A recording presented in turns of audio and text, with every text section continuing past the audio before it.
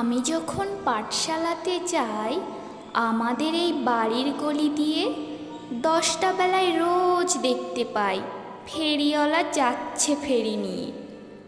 চুড়ি চাই, চুড়ি চাই সে হাঁকে। চিনের পুতুল ঝুড়িতে তার থাকে, যায় সে চলে যে পথে তার খুশি। যখন খুশি খায় সে বাড়ি গিয়ে। 10টা বাজে, 10:30 বাজে, নাইকো তারা হয় বা পাছে দেরি। ইচ্ছে করে সেলেট ফেলে দিয়ে অমনি করে বেড়ায় নিয়ে ফেরি।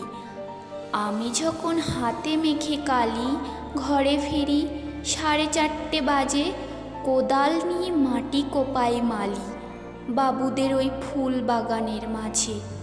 কেউ তো তারে মানা নাহি করে, কোদাল পাছে পড়ে পায়ের পরে, গায়ে মাথায় লাগছে কত ধুলো।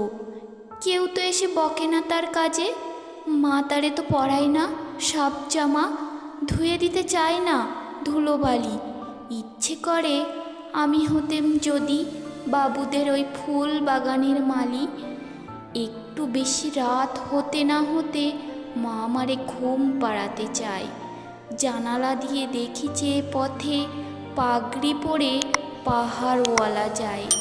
আধার গলি লোক বেশি না চলে, গ্যাসের আলো মিটমিটিয়ে জ্বলে।